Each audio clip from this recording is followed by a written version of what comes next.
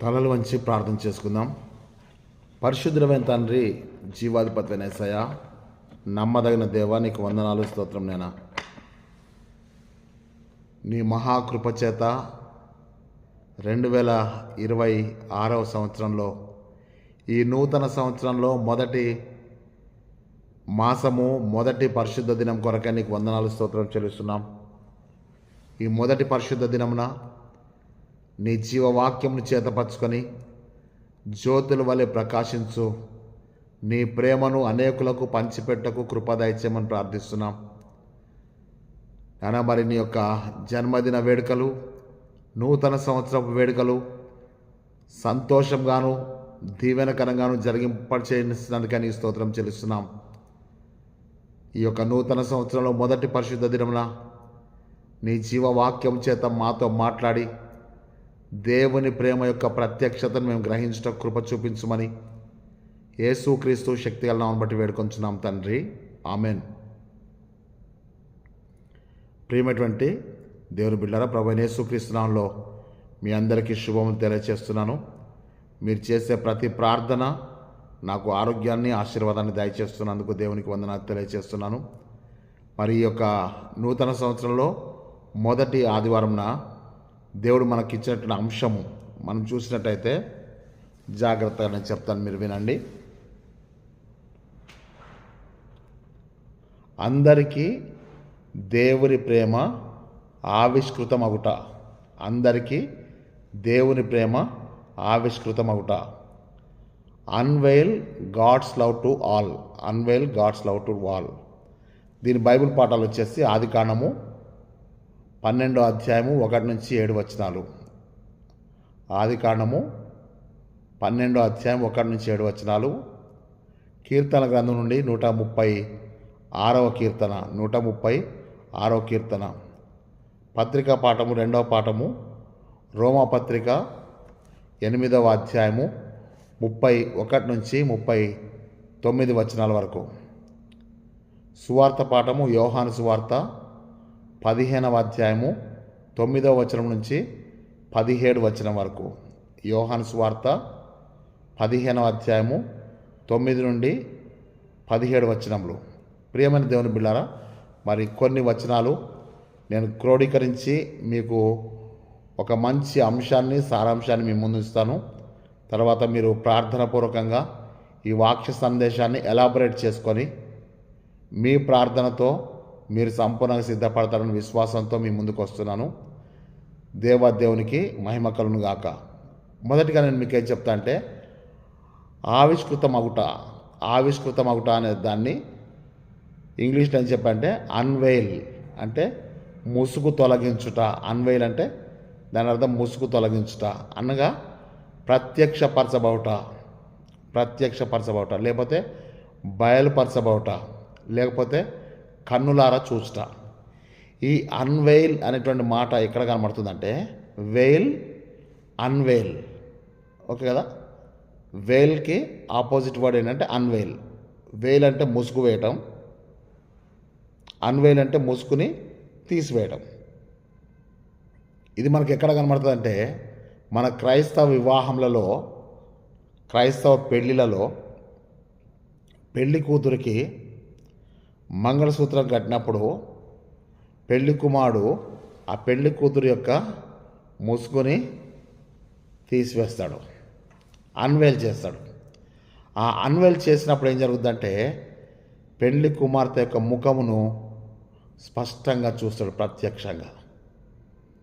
ఇది మన క్రైస్తవ పెళ్ళిళ్ళలో తప్పకుండా పెళ్లి కూతురు వేలు పెట్టుకుంటుంది. ఆ వేల్ని పెళ్లి కుమారుడు అన్వెయిల్ చేస్తాడు. ఇది మనం జాగ్రత్తగా గమనించాల్సి. అంటే అన్వెయిల్ చేయడం ద్వారా, అంటే ఆవిష్కృతం అవటం ద్వారా ప్రత్యక్షంగా ముఖాముఖిగా చూడడానికి అవకాశం ఉంటుంది, లేకపోతే బయలుపరచబడుట. ఇక్కడ మనం జాగ్రత్తగా చూసినట్టయితే అన్వెయిల్ అనే మాట ఎక్కడ ఉంటుందంటే ఏదైనా ఒక పెద్ద భవనాన్ని కానీ, చర్చిని కానీ, మరి దేవాలయాన్ని కానీ ప్రతిష్ఠ చేసేటప్పుడు అక్కడ ఒక రాయి ఉంటుంది. ఈ రాయి మీద ఏముంటుందంటే పలానా John the Baptist church Navbharat, CSI John the Baptist church Navbharat ఇదిగో పలానా దినమున ప్రతిష్ట చేయబడినది. దీన్ని బిషప్ అమ్మగారి ద్వారా, తల్లిగారి ద్వారా దీన్ని అన్వేల్ చేయించారు. ఈ ట్యాబ్లెట్ని అన్వేల్ చేయించారు. అంటే అప్పటి కూడా ప్రతిష్ట జరిగే వరకు కూడా ఆ ట్యాబ్లెట్, ఆ యొక్క రాతి పలక మీద ఒక తెర వేసి ఉంటుంది, కర్టన్ వేసి ఉంటుంది. దాన్ని ఏం చేస్తారంటే వాళ్ళు వచ్చి అన్వేల్ చేస్తారు. అన్వేల్ చేయడం అంటే ఓపెన్ చేసేస్తారు, తీసేస్తారు ఆ ముసుగు తీసేసినప్పుడు ఆలయం యొక్క వివరాలన్నీ కూడా ప్రత్యక్షపరచబడతాయి, బయలుపరచబడతాయి, లేకపోతే సూటిగా తెలుసుకోవచ్చు. ఇది మీకు చాలా మంచిగా అర్థమైందని నేను అనుకుంటున్నాను. కారణం అంటే ముసుగుని తొలగించుట, అన్వెయిల్, లేకపోతే ఇటు నుంచి ముసుగుని తొలగించుతారు. ఎప్పుడైతే ఆ ముసుగు తొలగిపోతుందో ప్రత్యక్షపరచబడట, అంటే ఇక దాపరికం లేదు అని చెప్పి చెప్పడానికి దాన్ని అన్వేల్ చేయడం అని చెప్పేసి అన్నారు. ఓకే, ఈ అన్వేల్ చేయడం ద్వారా దేవుని ప్రత్యక్షత, అందరికీ దేవుని ప్రత్యక్షత. అంటే ఈ పాపము అనేటువంటి ఒక ముసుగు, అడ్డుగోడ ఉన్నది కదా. యెషయా గ్రంథం 59లో చెప్తాడు కదా, రక్షింపనేరకున్నట్లు యెహోవా హస్తము కొరచ కాలేదు, విననేరకున్నట్లు ఆయన చెవులు మందం కాలేదు, కానీ మీ పాపములు మీకును మీ దేవునికిని అడ్డుగా ఉన్నాయని చెప్పి చెప్తున్నాడు. That is called veil. Unveil చేసినప్పుడు ఏమైందంటే దేవుడు మన పాపములను క్షమిస్తున్నాడు. ఏవైతే అడ్డుగా ఉన్నాయో ఆ అడ్డుగా ఉన్న పాపములను, ఆ ముసుగుని తొలగించేస్తున్నాడు. That is called unveil. ఆ పాపం ఉన్నంత కాలము మనకు దేవుని ప్రత్యక్షత జరగదు. సమూయేలు మొదటి గ్రంథం 3వ అధ్యాయంలో ఆ దినములలో యెహోవా ప్రత్యక్షత చాలా అరుదుగా ఉంది. కారణం ఏంటంటే మందసము పట్టబడిపోయింది. దేవుని భయం ప్రజల్లో లేదు.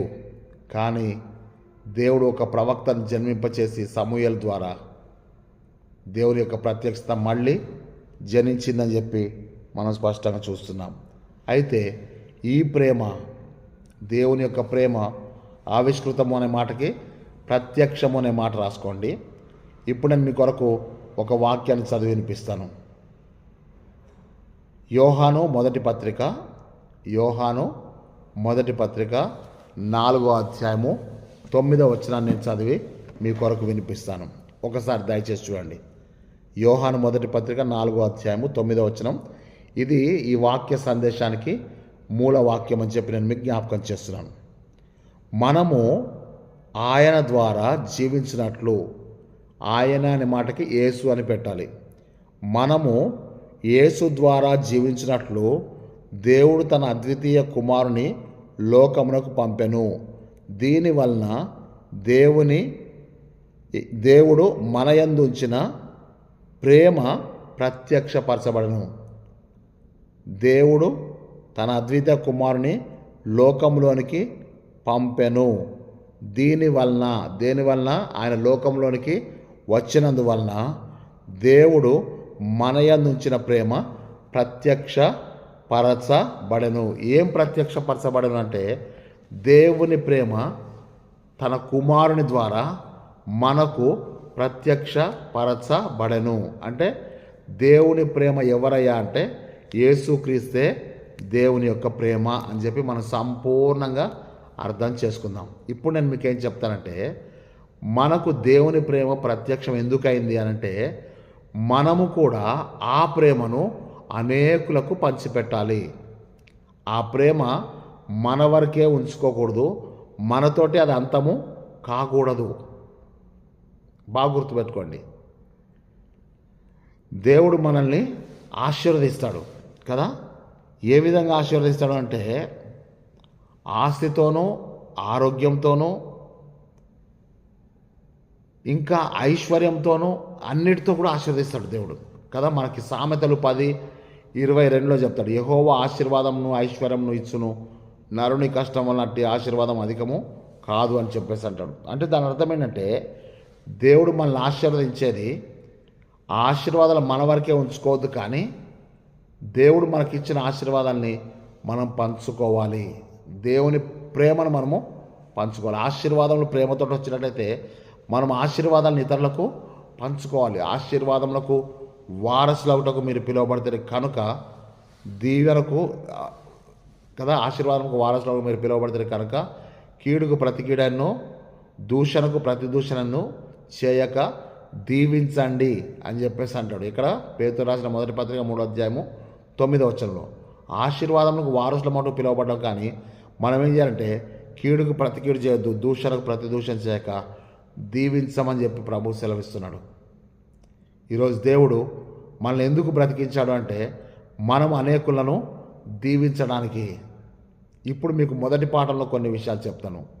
దేవుడు అబ్రహామును పిలుచుకున్నాడు, అబ్రహాముని ఆశీర్వదించాడు. ఆశీర్వదించి వెంటనే ఏమనంటే, అబ్రహమా నిన్ను ఆశీర్వదించు వారిని నేను ఆశీర్వదిస్తాను, నిన్ను దూషించు వారు శపించబడతారు.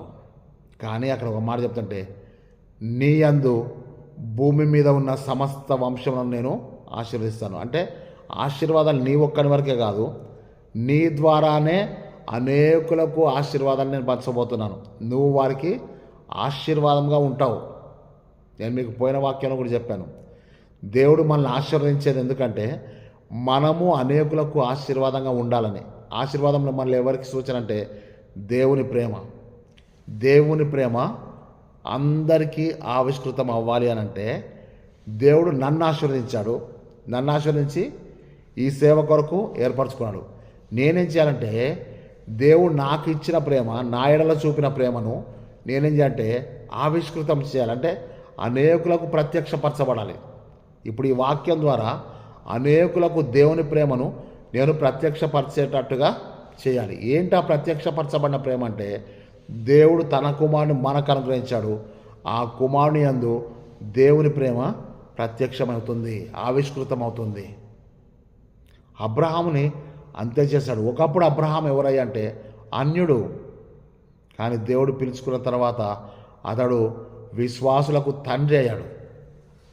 ఈరోజు మనం గమనించాల్సిన ముఖ్యమైన విషయం అదే. మళ్ళీ చెప్తుంటే యేసయ్యను దేవుడు పరలోకం నుంచి విడిచిపెట్టకూడని భాగ్యంగా ఉంచి మన దగ్గరికి పంపించాడు. ఆయన మనుషుని పోలికగా పుట్టి దాసుని స్వరూపం ధరించి తనను తాను రిక్తంగా చేసుకోవాలని చెప్పాను కదా, ఫిలిప్పీ 2:7. ఈరోజు ఏం చెప్తానంటే ఆయన తన యొక్క విడిచిపెట్టకూడని భాగ్యాన్ని కూడా విడిచిపెట్టేసి మన కొరకు పంపబడ్డాడు. యేసయ్య మన కొరకు దిగి వచ్చాడు. ఇక్కడ మనం చూసినట్టయితే యేసయ్య మనను కూడా సర్వలోకం వెళ్ళి సర్వసృష్టి సువార్త ప్రకటించండి. లూకా 10వ అధ్యాయంలో 70 మందిని పంపిస్తున్నాడు, మీరు వెళ్ళండి. ఇదే మాట యేసయ్యతో ఎవరు చెప్పారు? పరలోకమందున తండ్రి చెప్పాడు, కుమారుడా నువ్వు వెళ్ళి వాళ్ళ కొరకు నీ ప్రాణం త్యాగం చేయాలి.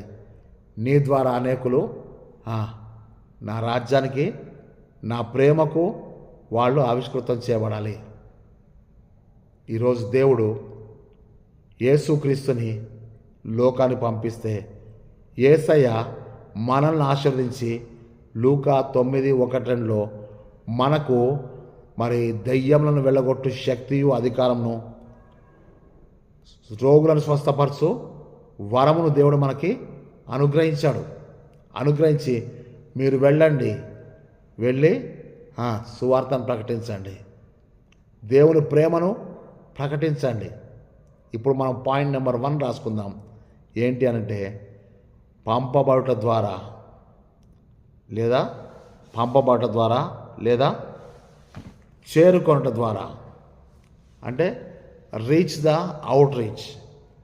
దేవుని ప్రేమను పొందిన ఎవరు కూడా దేవుని ప్రేమను పంచకుండా ఉండలేరు. దేవుని ప్రేమ నాకెట్టయితే ఆవిష్కృతమైందో, బయలుపరచబడదో, ఆ ప్రేమను నేను ఇతరులకు కూడా ఆవిష్కృతం చేయాలి, బయలుపరచాలి. కాబట్టి ఇక్కడ మనం చూస్తున్నామంటే దేవుని ప్రేమ ద్వారా అబ్రహాము ఆశీర్వదించబడ్డాడు. అబ్రహాము ద్వారా భూమి మీద ఉన్న జనాంగములన్నీ కూడా ఆశీర్వదించబడ్డాయి. కాబట్టి ఇది మొదటి పాఠంలో, అనగా ఆదికాండము 12వ అధ్యాయము మొదటి 2 వచనాల్లో మీరు స్పష్టంగా రెఫరెన్స్ రాసుకోండి. మొదటిది ఏంటంటే రీచ్ ద అన్రీచ్, అంటే చేరుకొనుట ద్వారా దేవుని ప్రేమ ఆవిష్కృతమగుట. అది ఆదికాండము 12వ అధ్యాయము 1-2 వచనాలు మనం చూస్తున్నాం. నెంబర్ 2 వచ్చి చేరుకోవడం ఒక భాగమైతే చేర్చుకొనుట.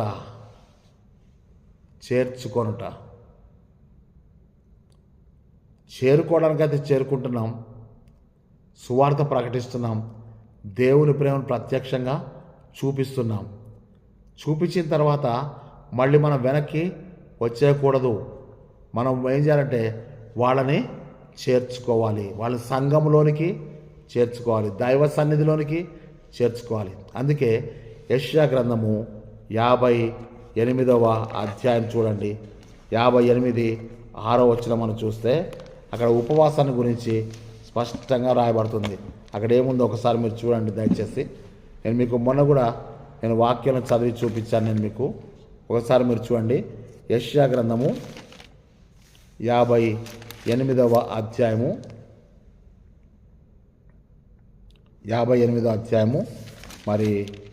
6వ వచనం చూస్తాం. ఫస్ట్ అక్కడ మనం చూసినట్టయితే నీ ఆహారము ఆకలి కొన్నవాడికి పెట్టయు, నీ రక్త సంబంధి ముఖం తిప్పింపకయు. 8వ వచనం దిక్కుమాలిన బీదలను నీ ఇంట చేర్చుకుంటాయు, వస్త్రహీను నీ కనబడినప్పుడు వస్త్రములు ఇచ్చుటయు. ఇదే కదా నాకు ఇష్టమైన ఉపవాసం. దిక్కుమాలిన బీదలను నీ ఇంట చేర్చుకునేంత ధైర్యం నీకుందా? ఒకసారి నువ్వు ఆలోచించి. దిక్కులేని బీదలను నువ్వు చేర్చుకుంటున్నావు కరెక్టే, కానీ యూ మస్ట్ బి వైజ్. ఇది నా జీవితంలో జరుగుతున్నటువంటి స్ట్రగుల్. దిక్కుమాలిన బిడ్డలు మనం చేర్చుకోవడం ఎంత ముఖ్యమో మనము వివేకం కలిగి బ్రతకడం కూడా అంతే ముఖ్యమని చెప్పి నేను మీకు జ్ఞాపకం చేస్తున్నాను. ఉపవాసం ఉండాలి, దిక్కుమాలిన బిడ్డలకు నువ్వు చేర్చుకోవాలి, వస్త్రములు కనబడితే వస్త్రాలు ఇవ్వాలి, ఆకలి కనబడితే ఆహారం పెట్టాలి. ఇలాగ చేస్తే మిక్కిలి అల్పులైన ఈ నా సహోదరులకు మీరు చేసినలా మీరు నాకు కూడా చేసినట్లే అని మత్తయి సువార్త 25వ అధ్యాయము 40వ వచనంలో యేసయ్య తను చెప్తున్న మాట ఇది. ప్రభువా, నేను ఎప్పుడు నిన్ను దర్శించాను, నేను చెరలో ఉంటిని, మీరు నన్ను చూడవచ్చుదిరి. నేను రోగంతో ఉన్నాను, మీరు నన్ను చూడవచ్చుదిరి. నేను వస్త్రహీనుడైతే మీరు నాకు వస్త్రాలు ఇచ్చారు, నేను ఆకలి కొని ఉంటే మీరు నాకు ఆహారం పెట్టారు. ఎప్పుడు చేశాం ప్రభు ఇదంతా అంటే మిక్కిలి అల్పులైన ఈ నా సహోదరులకు మీరు చేస్తే నాకు చేసినట్టే. ఇది దేవుని ప్రేమను ఆవిష్కృతం చేయటకు వారిని చేర్చుకోవడం. ముందు రీచ్ ద అన్రీచ్, చేరలేని ప్రాంతాలకు వెళ్ళి చేరి సువార్తను ప్రకటించడం, దేవుని ప్రేమను పంచుకోవడం. సువార్త ప్రకటించడం అంటే ప్రసంగం చేయడం కాదు. మన డోర్నకల్ డయాసిసన్ బిషప్ తండ్రి గారు, మొట్టమొదటి బిషప్ తండ్రి గారు విఎస్ హజరయ్య తండ్రి గారు 1910వ సంవత్సరంలో ఇంగ్లాండ్లో జరిగినటువంటి ఒక గొప్ప సమావేశంలో ఆయన చెప్తుండేంటే, we don't want your missionaries, we want your love. మిషనరీలు కాదు మాకు కావాల్సింది, మీ ప్రేమ మాకు చూపించండి. IMS ఇండియన్ మిషనరీ సొసైటీని ఆయన స్థాపిస్తున్నాడు. అంటే భారతదేశం నుంచే మిషనరీలు ఉద్భవించాలి అని చెప్పి. ఒకప్పుడు CMS చర్చ్ మిషనరీ సొసైటీ వాళ్ళు వచ్చి సువార్త ప్రకటించారు. LMS లండన్ మిషనరీ సొసైటీ వాళ్ళు వచ్చి వీళ్ళందరూ సువార్త ప్రకటించారు, దేవుని ప్రేమను ప్రత్యక్షపరిచారు. ఎందుకంటే వాళ్ళు దేవుని ప్రేమను ప్రత్యక్షంగా పొందుకున్నారు కనుక.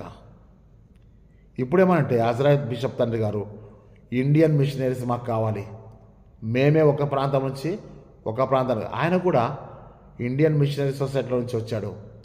ఎక్కడి నుంచి అంటే తిరునల్వేలి నుంచి డోర్నకల్ ప్రాంతానికి వచ్చి డోర్నకల్లో మిషనరీగా చేసి అక్కడనే బిషప్గా కూడా సేవ చేశాడు.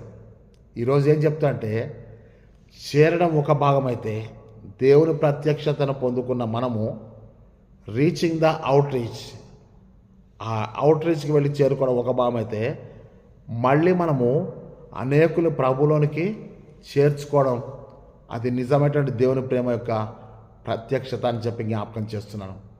యేసయ్య మరి ఇద్దరు ప్రార్థనకి వెళ్తే చెప్పాడు. సుంకర్ ప్రార్థన చేస్తున్నాడు, పరిసైడు ప్రార్థన చేస్తున్నాడు. దేవా పాపినైన నువ్వు కరుణించన్నప్పుడు దేవుడు సుంకరి ప్రార్థన ఆలకించాడు. సుంకరి ప్రార్థన నేర్పుమయా కదా, గుర్తుందా మీకు ఆ పాట? సుంకరి ప్రార్థన అంటే అర్థమేంటంటే ఈ సుంకరి ఎవరిని విమర్శించలేదు. ఆయన బాధ ఏదో ఆయన దేవునికి చెప్పుకున్నాడు అంతే. దేవుడు ఆయన ప్రార్థనని అంగీకరించాడు. అంటే దేవుడు ఆయన్ని చేర్చుకున్నాడు. జక్కయ్య దగ్గరికి వచ్చినప్పుడు లూకా 19వ అధ్యాయంలో ఆయన పాపలతోనూ సుంకలతోనూ మరి భుజిస్తున్నాడని చెప్తున్నారు.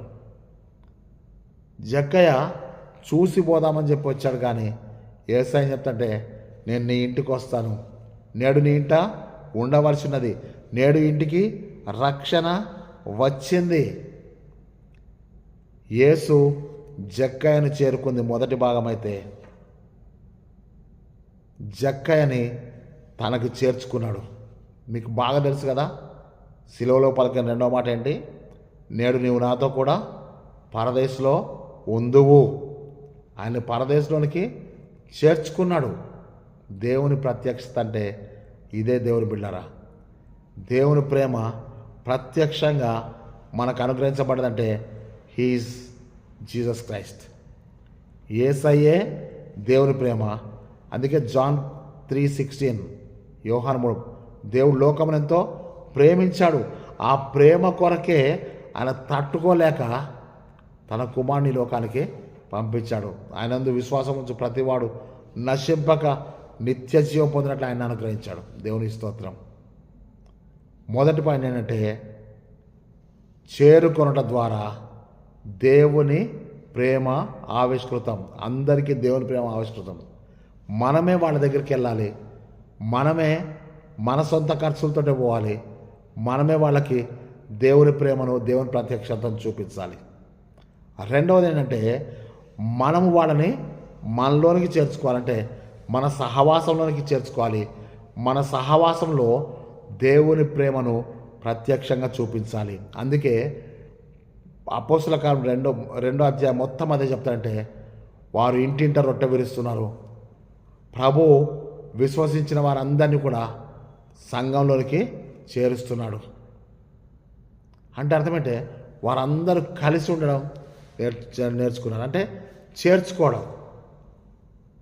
ఈ చేర్చుకోవడం అనేది మన యొక్క ప్రేమలో నిష్కపటత్వాన్ని తెలియజేస్తుందని చెప్పి జ్ఞాపకం చేస్తున్నారు. రెండవది ఏంటంటే చేర్చుకుంట. మూడవది ఏంటంటే ప్రత్యక్షపరచబడట. చేర్చుకోవడం చేరుకోవడం బాగున్నాయి, కానీ ప్రత్యక్షంగా దేవుని ప్రేమను చూపించడం అంటే మనలో క్రీస్తుని చూపించుటే. పౌలు గలతీ 2:20 చెప్తాడు, ఇకను జీవించువాడను నేను కాను, క్రీస్తే నాయందు జీవించున్నాడు. నేను ఇప్పుడు జీవించున్న జీవితము నన్ను ప్రేమించి నా కొరకు తనను తాను అప్పగించుకున్న దేవుని కుమారుని అందలి విశ్వాసం వల్ల నేను జీవిస్తున్నాను. క్రీస్తే నాయందు జీవిస్తున్నాడు అంటే నన్ను చూసిన వాళ్ళు క్రీస్తుని చూడండి అని చెప్తున్నాడు. అంటే దేవుని ప్రేమను ప్రత్యక్షపరచబడట అంటే క్రీస్తు వలె జీవించుట. సాధు సుందర్ సింగ్ గారిని అదే పేరు పెట్టారు, క్రీస్తు వలె జీవిస్తున్నాడు. మదర్ తెరీసా ఎక్కడ ఉద్యోగ కూటాలు పెట్టలే కదా, ఆమె ఏం చేస్తుందంటే దేవుని ప్రేమను కుష్ఠరోగుల మధ్యలో ప్రత్యక్షంగా చూపించిందంతే. ఇది దేవుని ప్రేమ అని చెప్పి చూపించింది. అందుకే దేవుడు ఆమెని యూనివర్సల్ మదర్గా చేశాడు, విశ్వమాత. అంటే అర్థమంటే ప్రపంచమంతటికి తల్లిగా చేశాడు దేవుడు. ఈరోజు దేవుడు మూడో పాయింట్కి ఏం చెప్తాంటే ప్రత్యక్షపరచబోట. అదే నేను మీకు కింద చెప్పాను, 1 John 4:9. దేవుని ప్రేమ క్రీస్తులో ప్రత్యక్షమైతే క్రీస్తు ప్రేమ మనలో ప్రత్యక్షం అవ్వాలన్నది ఆవిష్కృతం అవుట అందరికీ. ఇప్పుడు 2000 సంవత్సరాల నుంచి కూడా అనేకులు క్రీస్తు ప్రేమను ఆవిష్కృతం చేస్తూ వస్తే ఈ 2025లో మన దాకా ఈ ప్రేమ వచ్చిందని చెప్పి నేను మీకు జ్ఞాపకం చేస్తున్నాను. నెంబర్ 4 ఏంటంటే ప్రార్థించడం ద్వారా దేవుని యొక్క ప్రేమ అందరికీ ఆవిష్కృతమవుట. ప్రార్థనలో కూడా ఏముందంటే ప్రేమ ఉంది. ఆయన అనేక మంది రోగులను స్వస్థపరుస్తున్నాడు. అనేకులను స్వస్థపరుస్తూ మళ్ళీ పెందల కన్నా లేచి చాలా చీకటిగా ఉండగానే లేచి అరణ్యంలోకి పోయి అక్కడ ప్రార్థన చేస్తున్నాడు. మార్కు 1:35. మళ్ళీ అదేవిధంగా చూస్తే లూకా సువార్త 21వ అధ్యాయము చివరి వచ్చని చెప్తుంటే ఆయన రాత్రి వేళ ఒలివల కొండకు వెళ్ళి కాలం గడుపుచుండెను. 21వ అధ్యాయము 29, 30 లాస్ట్ వచనాలు ఉంటుంది. అక్కడ స్పష్టంగా చెప్తానంటే రాత్రి వేళ వెళ్ళి ఒలివల కొండలో సమయం గడుపుతున్నాడు. పొద్దున ఆయన దేవాలయంకి వచ్చే వరకు అనేకులు దేవాలయంలో ఆయన కొరకు వేచి ఉంటున్నారు. అంటే అర్థమేంటే ఆయన ప్రార్థిస్తున్నాడు, దేవుని దగ్గర విజ్ఞాపన చేస్తున్నాడు. విజ్ఞాపన చేస్తూ ప్రార్థన చేస్తూ మళ్ళీ పెందలకాన్ని లేచి ఆ ప్రార్థన ముగించుకొని దేవాలయానికి వస్తున్నాడు. రాత్రి వేళ ఆయన ఒలివ కొండలో కాలం గడుపుచుండెను, ప్రార్థన చేస్తున్నాడు. His day start with prayer, the day close with prayer. ప్రార్థనతో ప్రారంభిస్తున్నాడు దినమును, ప్రార్థనతోనే ముగిస్తున్నాడు ఆ దినమును. ఆ దినమంతా కూడా దేవుని ప్రేమను ప్రత్యక్షపరచుకుంటూ వెళ్ళిపోతున్నాడు. కాబట్టి ప్రార్థన ఎక్కడ ఉంటుందో దేవుని యొక్క ప్రేమ అక్కడ ఉంటుంది. దేవుని ప్రేమ ఉండాలి అంటే మనం తప్పకుండా ప్రార్థన చేయాలి. ఒకవేళ ప్రార్థన చేయకపోతే మనం పాపం చేసిన వాళ్ళమవుతామని చెప్పి వాక్యాలు చెప్పబడుతుంది. ఈరోజు దేవుడు ప్రార్థన ద్వారా దేవుని ప్రేమను ఆవిష్కృతం చేయట. నెంబర్ 3, 4 అయిపోయినాయి.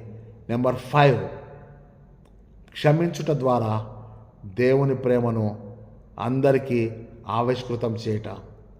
ప్రేమించుట ద్వారా మాత్రమే కాదు, ప్రార్థించడం మాత్రమే కాదు, క్షమించడం. మన జనరేషన్లో మన కాలంలో గ్రాహామ్ స్టైన్స్ గారి యొక్క భార్య గ్లాడిస్ తన భర్తను చంపేశారని చెప్పి తెలిస్తే ఆమె గుండె ధైర్యంతో ఫర్గివ్ దెమ్ అని చెప్పి చెప్పింది. అంతే. భారతదేశంలో చేసిన క్రూరత్వానికి ఆమె క్షమాపణ ఒక గొప్ప చంపపెట్టు అని చెప్తా నేను. కొట్టకుండానే కొట్టేసింది. ఫర్గివ్ దెమ్ అని చెప్పి చెప్పింది. అంతే. అది ఎక్కడ నేర్చుకుంది అంటే తండ్రి వీరేమి చేయుచున్నారో వీరెరుగరు గనక వీరిని క్షమించు. మళ్ళీ చెప్తాను, క్షమించుడి, అప్పుడు మీరు క్షమించబడదురు. మా ఎడల అపరాధం చేసిన వారిని మేము క్షమించిన ప్రకారము మా అపరాధములను క్షమించు. క్షమాపణలో సమాధానం ఉంది. క్షమాపణలో ప్రేమ దాగి ఉంది. ప్రేమ అనేక దోషములను కప్పునని సామెతలు 10:12 చెప్పబడుతుంది. ఈరోజు దేవుడు మనకు చెప్తుంటే క్షమించడం ద్వారా దేవుని ప్రేమను అందరికీ ఆవిష్కృతమవుట. క్షమాపణ ద్వారా. మళ్ళీ చెప్తానంటే నువ్వు క్షమిస్తేనే దేవుడు నిన్ను క్షమిస్తాడు. నువ్వు క్షమాపణ పొందుతున్నావు కరెక్టే, కానీ ఇతరులను కూడా నువ్వు అదే మనసుతో క్షమించాలని చెప్పి దేవుడు నీ నుంచి కోరుకుంటున్నాడు. నువ్వు ఆశీర్వదించబడుతున్నావు. ఏ ఆశీర్వాదాలైతే నువ్వు పొందుకున్నావో అవి అనేకులకు పంచాలని చెప్పి చూస్తున్నాడు. నువ్వు దేవుని చేత ప్రేమించబడ్డావు. ఆ ప్రేమనే ఇతరులకు పంచిపెట్టమని చెప్పి ప్రభు నిన్ను కోరుకుంటున్నాడు. కాబట్టి క్షమించుట ద్వారా ఎక్కడ? సిలువలో ఆయన క్షమించాడు. సిలువలో పాపిని చేర్చుకున్నాడు కదా. చివరిగా మనం చూస్తే నెంబర్ 4 మనం చూస్తే ప్రోత్సహించుట ద్వారా దేవుని ప్రేమను ఆవిష్కృతం చేయటం. రోమపత్రికలో మనం చూస్తాం కదా, ప్రకటించు వాళ్ళు లేకపోతే వారు ఎట్లా వింటారు కదా. వినాలి అంటే ఒకడు పంపబడకపోతే వాడు ఎలాగూ ప్రకటిస్తాడు? ఒకవేళ పంపబడకపోతే ఎలాగూ ప్రకటిస్తాడు? ప్రకటించేవాడు లేకపోతే వాడు ఎలాగూ విశ్వసిస్తాడు? విశ్వసించాలి అంటే ఒకడు ప్రకటించాలి, ఒకడు ప్రకటించాలంటే ఒకడు పంపబడాలి, ఒకడు పంపబడాలంటే ఒకడు పంపించేవాడు ఉండాలి. ఇదే ఇండియన్ ఇవాంజలికల్ మిషన్ వాళ్ళు, IEM వాళ్ళు పెట్టినటువంటి మాట. మనం దాన్ని రోమపత్రికలో మనం చూస్తున్నాం. వినుట వలన విశ్వాసం కలుగును, వినుట యేసుక్రీస్తును వచ్చిన మాట వల్ల కలుగును. ఇది మీరు రోమపత్రిక 10వ అధ్యాయంలో 17వ వచనంలో మనం చూస్తున్నాం. ఇక్కడ మనం జాగ్రత్త చూడండి ప్రియులారా. ప్రేమను పొందుకోవడం ఒక ఎత్తు, కానీ ప్రేమను పంచిపెట్టాలి. ప్రేమను పంచిపెట్టాలంటే మనం ఏం చేయాలి? పంపబడాలి. పంపబడాలంటే పంపించేవాడు కూడా ఉండాలి, ఒకడు ప్రార్థించేవాడు ఉండాలి. ప్రార్థించేవాడు ప్రార్థిస్తుంటాడు, పంపేవాడు పంపుతుంటాడు, పంపబడేవాడు పంపబడుతుంటాడు, పంపబడినవాడు ప్రకటిస్తుంటాడు, ప్రకటించేవాడు ప్రకటిస్తుంటే వినేవాడు వింటుంటే వినుట వల్ల విశ్వాసం కలుగుతుంది. వినుట యేసును గూర్చిన మాట వల్ల కలుగుతుంది. ఇది దేవుని ప్రేమ ఆవిష్కృతమగుట అని చెప్పి నేను మీకు జ్ఞాపకం చేస్తున్నాను. అనగా అనేకులను మనం ఏం చేయాలంటే సేవ కొరకు ప్రోత్సహించాలి. అపోస్తుల కార్యం 18వ అధ్యాయంలో మనం చూస్తున్నాం ఏంటంటే అకుల ప్రిస్కిల అనేటువంటి భార్యాభర్తలు ఉంటారు. వారు ఏం చేస్తారంటే అపోల్లో అనేటువంటి ఒక ఆయన్ని విద్వాంసుని తన ఇంట చేర్చుకొని అతన్ని మంచిగా విషదపరిచి అతన్ని పంపిస్తూ అతనిని ప్రోత్సహించినట్టుగా మనము చూస్తున్నాం. ఒకసారి మనము అపోస్తుల కార్యములు 18వ అధ్యాయం ఒకసారి చూడండి దయచేసి. నేను మీ కొరకు చదువుతాను. అపోస్తుల కార్యములు 18వ అధ్యాయము 24వ వచనంలో, అలెగ్జాంద్రియా వాడైన అపోల్లో అని ఒక యూదుడు ఎఫెసునకు వచ్చెను. అతడు విద్వాంసుడు, లేఖనములందు ప్రవీణుడు. అతడు ప్రభు మార్గము విషయమై ఉపదేశం పొంది తన ఆత్మయందు తీవ్రపడి యోహాను బాప్తిసం మాత్రం తెలుసుకొని వాడై యేసును గూర్చిన సంగతులను వివరంగా చెప్పి బోధించు సమాజ మందిరంలో ధైర్యంగా మాట్లాడట ఆరంభించను. ప్రిస్కిల్లా అకుల విని అతన్ని చేర్చుకొని దేవుని మార్గము మరి పూర్తిగా అతనికి విషదపరిచి తర్వాత అతడు అకయకు పోదలిచినప్పుడు అతన్ని చేర్చుకొనని సహోదరులు ప్రోత్సాహపరచు అక్కడి శిష్యులకు వ్రాసిరి.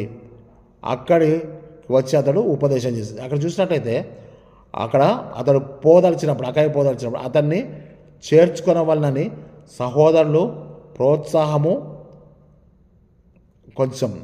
ప్రోత్సాహపరచుతూ అతన్ని అక్కడికి పంపించారు. అక్కడ ఏం చేస్తారంటే ప్రోత్సహించుట. దేవుని ప్రేమ ఆవిష్కృతం కావాలి. ఎక్కడంటే అకయకు వెళ్ళాలనుకున్నాడు, అక్కడికి వెళ్ళి సువార్త సేవ చేయాలనుకుంటే ఈ అకుల ప్రిస్కిలాలు ఏం చేస్తారంటే అక్కడ వారికి ఒక లేఖ రాసి ఇతన్ని ప్రోత్సహించండి, సేవకులను ప్రోత్సహించండి, సేవ కొరకు అనేకులను ప్రోత్సహించండి. యేసయ్య కూడా శిష్యులను పంపిస్తూ వాళ్ళు ఎంతగానో ప్రోత్సహిస్తున్నాడు. ఆ తర్వాత చివరి అంటే అభినందించాలి, అంటే అప్రిషియేట్ చేయాలి. వారి యొక్క సేవను హేళన చేయొద్దు, అప్రిషియేట్ చేయి. సేవకుడు నీ సంఘంలో సేవ చేస్తున్నానుకో ఆయన్ని వేలు పెట్టి చూపించొద్దు, విమర్శించొద్దు. ఏం చేయాలంటే మన దగ్గరున్న కాపరిని సేవకుడిని మనం ఏంటంటే అభినందించాలంటే సేవకులు కూడా అభినందించబడడానికి తగ్గట్టుగానే ఉండాలి.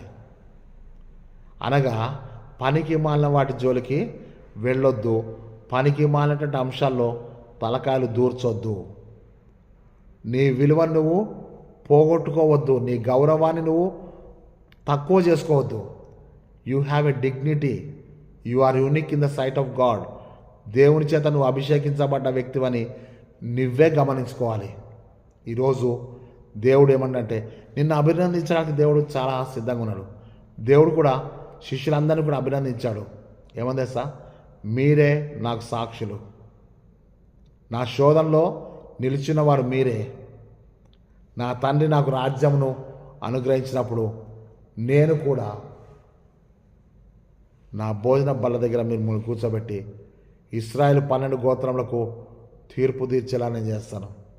ఇదిగో మీరు సేవ చేసి వచ్చారు కదా, దెయ్యములు మీకు లోబడుతున్నామని చెప్పి సంతోషించవద్దు సుమా. మీ పేర్లు పరలోకమందు వ్రాయబడాయని చెప్పి సంతోషించండి. ఒక ప్రక్క ప్రోత్సహిస్తున్నాడు, ఒక ప్రక్క అభినందిస్తున్నాడు.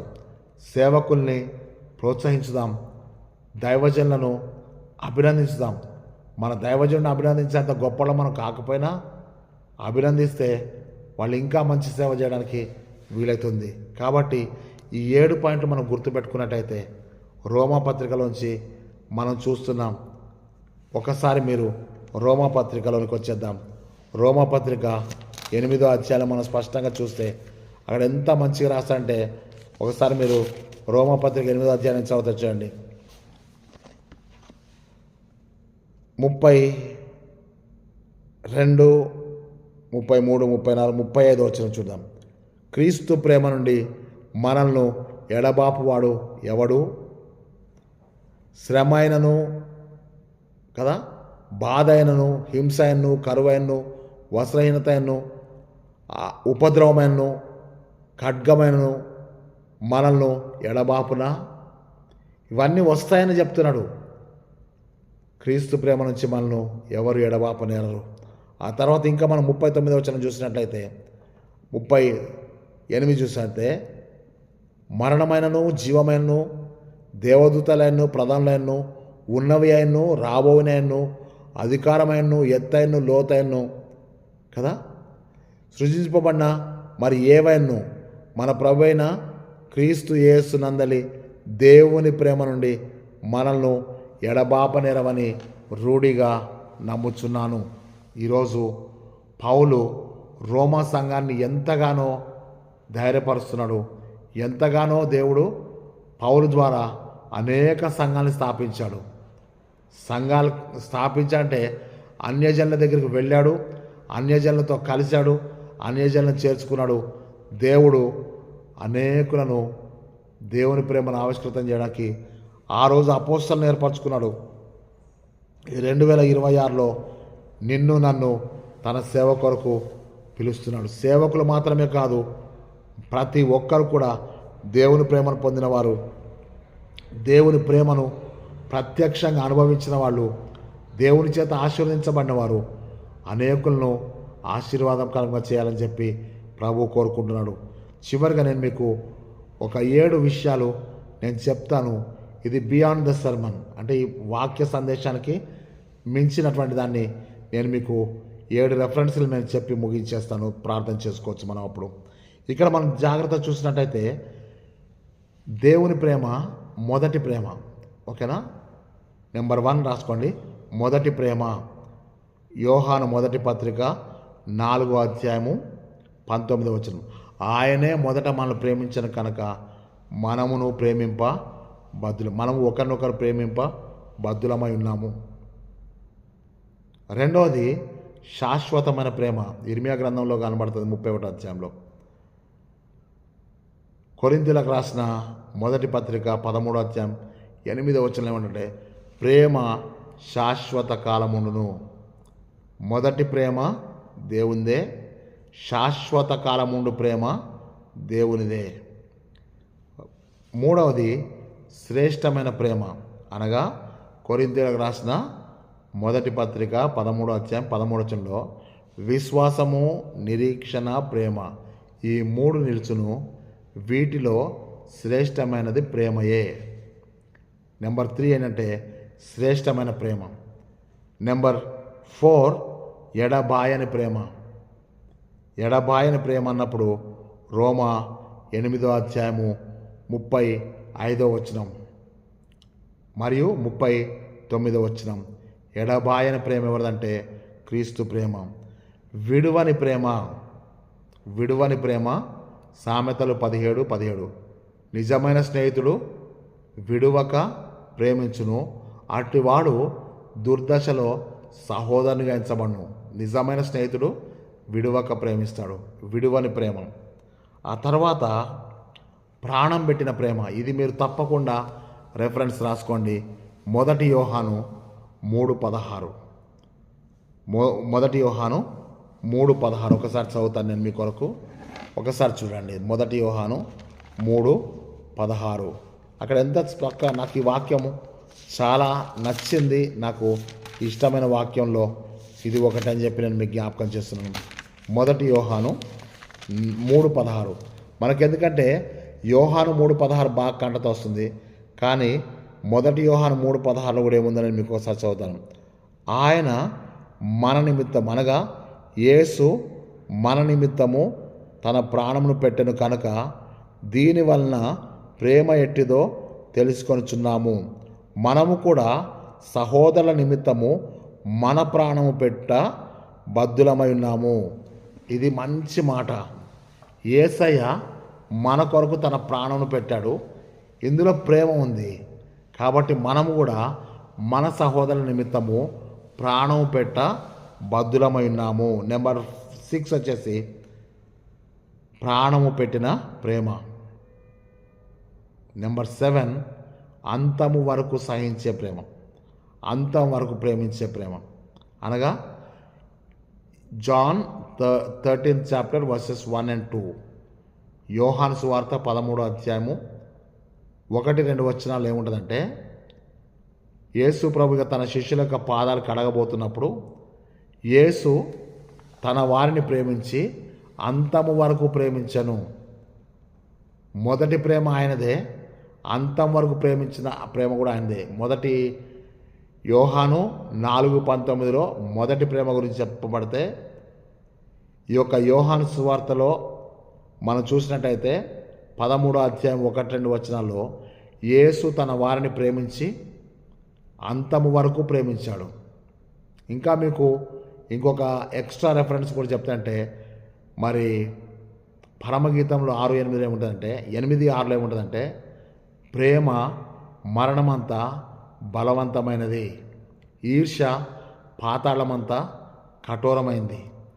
ఈ నూతన సంవత్సరంలో మొదటి పరిశుద్ధ దినంన దేవుని ప్రేమ మనకు ఆవిష్కృతమైంది. దేవుని ప్రేమ అంటే యేసుక్రీస్తే. యోహాను సువార్త 15వ అధ్యాయంలో మరి 2-3 విషయాలు మనం చూసుకొని ముగించుతాం. యోహాను సువార్త 15వ అధ్యాయంలో మనం చూస్తే ఒక మాట చెప్తాను నేను మీకు. యోహాను సువార్త 15వ అధ్యాయము ఒక్కసారి నేను చెప్తాను.